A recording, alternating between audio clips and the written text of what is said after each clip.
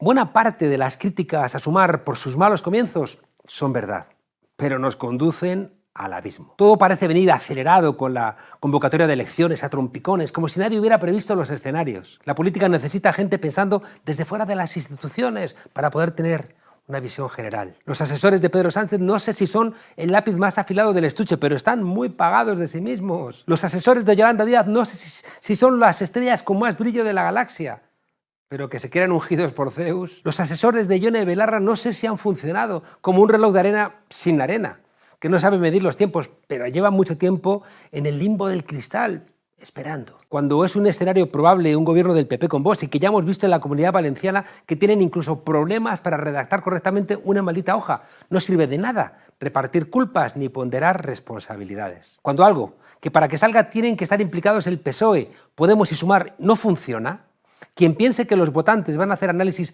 más sofisticados que el mandarles a todos a paseo, se equivoca. Malas consejeras son las redes sociales y los partidos, y también los periodistas políticos les dedican demasiado tiempo. Son sitios que convocan a un mismo tipo de gente.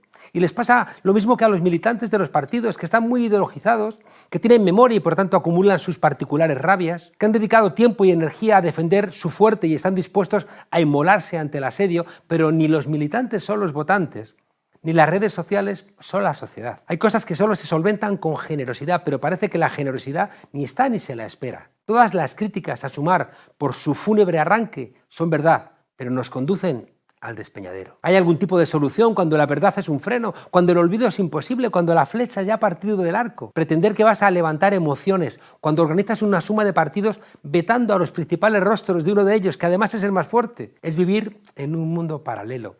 Y nos despeñamos. Pelear por espacios institucionales es esencial para la supervivencia de los partidos, pero la probabilidad de que los votantes lo vean solamente como una pelea de cargos es muy alta y nos lleva al precipicio. Es verdad que obligar a que la secretaria general del partido que permite que hoy exista Sumar y que a día de hoy representa a 35 diputados en el Parlamento vaya por detrás de un partido Más País que tiene un solo diputado es invitar al desconsuelo a millones de votantes y nos estrellamos contra una farola con la bombilla rota. Es bueno renovar las caras porque hay imágenes gastadas y puedes tener razón. Puedes pensar que te beneficia electoralmente dejar fuera de las listas a personas que llevan años recibiendo ataques furibundos, pero si metes a otros en esas listas que han formado parte de la pelea, que han contribuido a esos ataques y que generan tanta animadversión entre los electores como otros que has dejado fuera, puede servir que con esa decisión te apoyen algunos votantes, pero estás invitando a otros muchos a quedarse fuera y eso es pegarte un tiro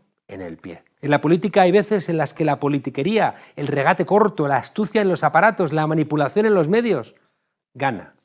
No seamos ingenuos. Pero hay otras veces donde los gestos de dignidad y la generosidad ganan. Frente a esos gestos, todos los que no sean generosos pierden. Y este momento de crisis del modelo neoliberal, con la amenaza de la crisis climática, con los problemas económicos, con la ruptura geopolítica, con la inteligencia artificial destruyendo puestos de trabajo, con la dictadura financiera internacional. La política es una carrera de fondo. Bienvenidas a la frontera, desobedientes.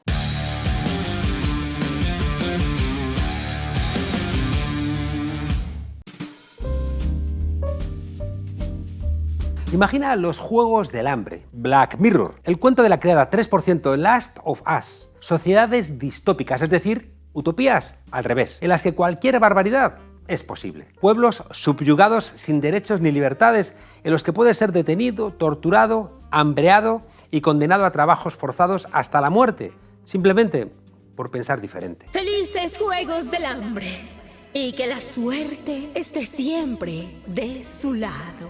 Series de ficción para la gente joven, pero no muy alejadas de lo que vivieron sus padres y abuelos en los tiempos de Franco. Llamaban a la puerta a las 6 de la mañana y sabías que no era el lechero. Primero se llevaban al padre de tu mejor amigo, luego a tu amigo y finalmente es probable que vinieran también a por ti. También prometieron libertad a todos los que habían huido por miedo al finalizar la guerra, pobres los que regresaron. Unos de su casa en un camión a un paredón, a una cuneta, a una fosa común, a que los fusilaran al pie de la zanja. Otros de casa a la comisaría, de la comisaría a la cárcel y de la cárcel a trabajar de esclavos en el Valle de los Caídos. Los caídos, concluye Franco, exigen montar la guardia fiel de aquello por lo que murieron y mantener vivas de generación en generación las lecciones de la historia para hacer fecunda la sangre que derramaron. Lo que no decía el nodo es que aquel grandioso monumento estaba siendo construido por miles de presos políticos en régimen de esclavitud. El dictador se involucró tanto en el proyecto que llegó a realizar el primer boceto de la cruz Millennials y Centennials, que estáis viendo esta pieza tranquilamente en vuestra casa. ¿Os imagináis? Que vais de Erasmus a Berlín y os encontráis un monumento diseñado por Adolf Hitler a mayor gloria del nazismo y construido por judíos y demás presos. No os lo podéis imaginar, porque en Alemania, en Italia y hasta en Estados Unidos está prohibido por ley cualquier símbolo que enaltezca el fascismo. En esas democracias, el Valle de los Caídos ya no existiría desde hace años. La diferencia está en si ganas o pierdes la guerra. Es decir, que como ellos ganaron, ni siquiera nadie planteó ese tipo de monumentos. Tras años de lucha, los familiares de las víctimas de la guerra y la dictadura franquista han podido ver cómo los trabajos para exhumar a las víctimas de Cuelgamuros ya están en marcha. De momento son 128 personas enterradas en las criptas que han sido reclamadas por sus allegados en cumplimiento de la Ley de Memoria Democrática, esa ley que Feijóo quiere derogar porque le parece inútil.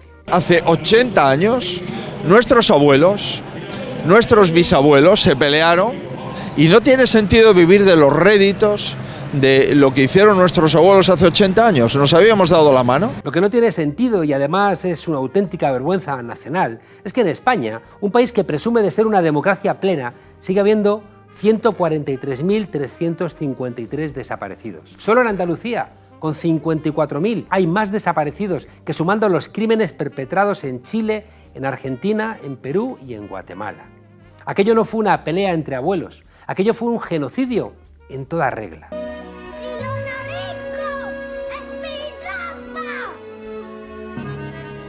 La ONU ha reclamado muchas veces a España que investigue tanto los crímenes del franquismo como los desaparecidos de la dictadura. El Consejo de Europa aprobó por unanimidad en 2006 una condena del régimen franquista en la que instaba al gobierno español a crear una comisión de investigación sobre los crímenes de la dictadura. Llegaron incluso a proponer que se declarara el 18 de julio de 2006 como Día Oficial de Condena de la Dictadura. Palabras que los herederos del franquismo hacen tanto caso como al calentamiento global, a las reglas de la democracia o a los crímenes de Berlusconi. 48 años después de la muerte del dictador, Cuelgamuros sigue siendo la mayor fosa común de Europa, con más de 33.000 restos humanos en su interior. ¿Te has preguntado si no tendrás tú algún familiar enterrado en ese sitio de la vergüenza? En el 20º aniversario de la victoria nacional, se inaugura la gran Basílica de la Santa Cruz del Valle de los Caídos. Ante la inmensa representación de toda España, llega su excelencia el jefe del Estado, que se dirige a la entrada de la cripta. 1 de abril de 1959, mientras la deuda del país con los Estados Unidos ascendía a 76.300.000 dólares, el franquismo presume con orgullo de un templo faraónico que ha costado 20.000 millones de pesetas. Para más, INRI, un mausoleo construido por más de 20.000 presos republicanos sacados de cárceles y convertidos en esclavos del régimen. Sus días de prisioneros están consagrados al aprendizaje de unas labores que les convierten en seres útiles, redimiéndoles de su existencia de parias. Y los despojos humanos deberán a España su regeneración.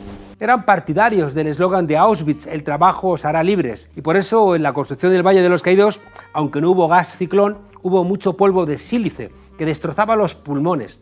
También algún que otro derrumbe, mucho frío, muchísimo frío, y también golpes de calor, además de los golpes de las porras. Las cifras oficiales, las que intentan blanquear el holocausto franquista, hablan de 18 muertos en los 20 años que duró la construcción. Según estas fuentes, en 20 años de demoliciones y silicosis galopantes, murieron menos personas que en las carreteras españolas cualquier fin de semana. Unas cifras tan ridículas como aquella versión inocua de la bomba de Palomares.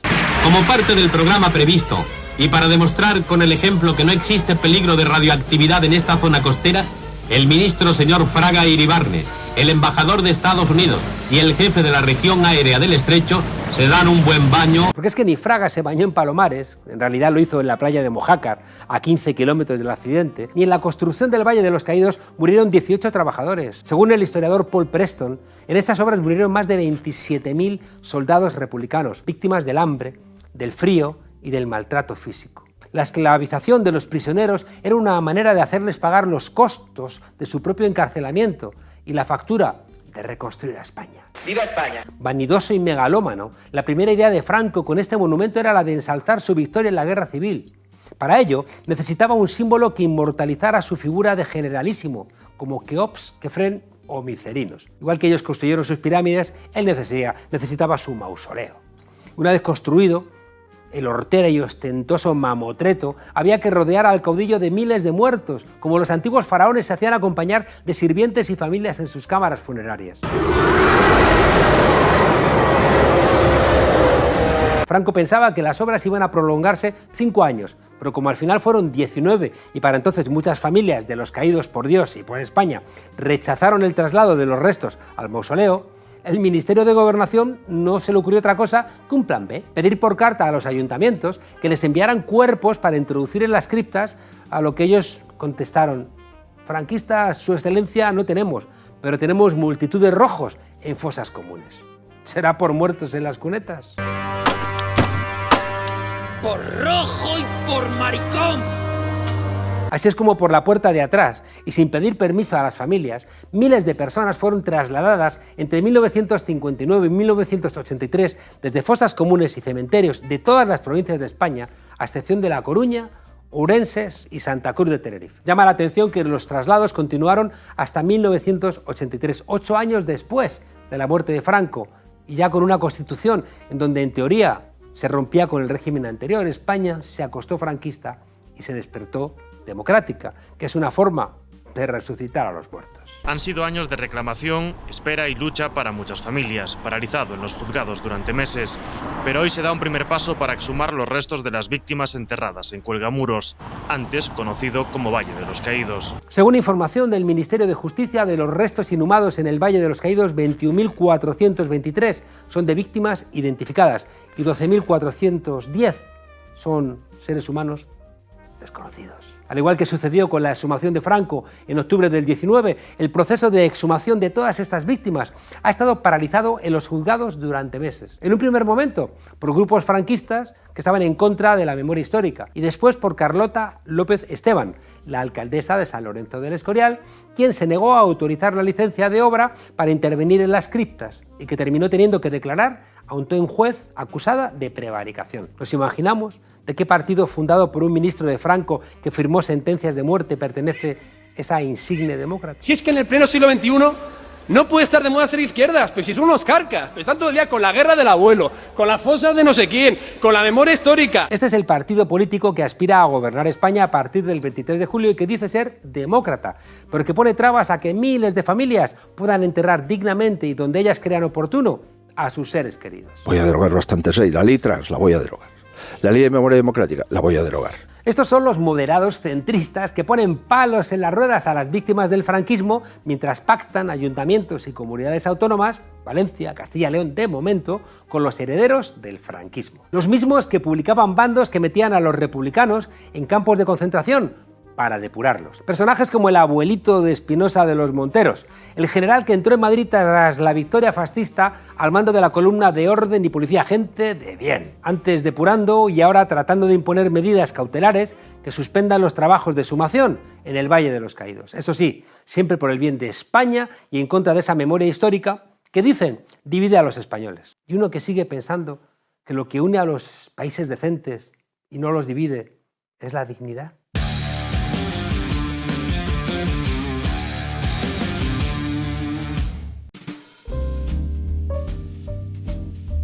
El pasado lunes fue un día triste para Mediaset en general y para Ana Rosa Quintana en particular. La noticia del fallecimiento de Silvio Berlusconi en Milán pillaba a la presentadora en pleno directo y hubo un momento en donde no pudimos sino recordar a Carlos Arias Navarro, pero en Full HD. El hombre de excepción, que ante Dios y ante la historia. Para Ana Rosa Quintana, Silvio Berlusconi era la quinta esencia, tanto a nivel político como empresarial. Es lo que tiene cobrar 4 millones por temporada, que cuando se muere tu jefe, pues te olvidas de la corrupción, de las fiestas bunga bunga y hasta de que en 2013 Ana Rosa Berlusconi fue inhabilitado tras ser condenado por prostitución de menores y abuso de autoridad. ¿Escuchas, Ana Rosa? ¿Pero qué es la corrupción de menores con la corrupción de mayores que despliegas todas las mañanas, tardes y días de guardar? Quien esté libre de culpa, que tire la primera piedra. Es el eslogan del programa de Ana Rosa. Un espacio en el que las piedras las reservan para lapidar a la malvada izquierda.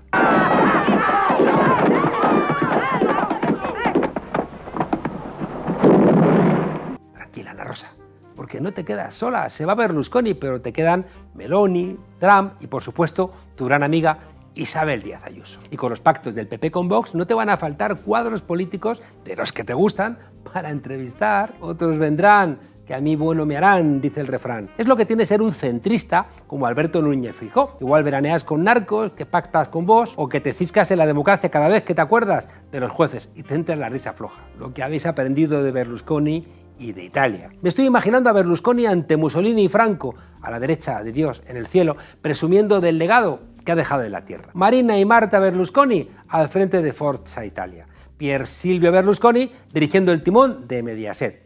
Borja Prado manejando los hilos en España. Y Ana Rosa Quintana, pues reina de las mañanas y de las tardes en Telecinco. Todo ha quedado atado y bien atado. Sé fuerte, Ana Rosa. No se acaba el mundo. Hay vida después de Berlusconi y para demostrártelo voy a enseñarte una noticia que aparecía el otro día en La Razón.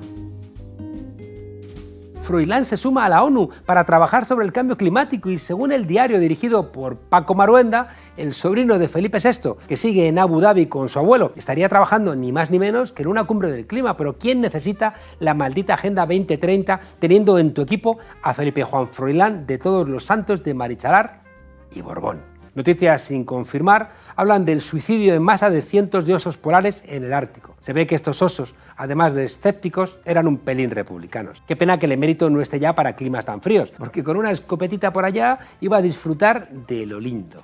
Claro, desconfiar de la capacidad de trabajo del infante Froilán, no sé, debe ser como cuestionar la imparcialidad periodística de Ana Rosa Quintana, pero no seamos pesimistas y pensemos que hay vida tras la muerte de Berlusconi. Hombre, no tan buena como la que él se pegaba, pero vida al fin y al cabo. Hasta la semana que viene, desobedientes.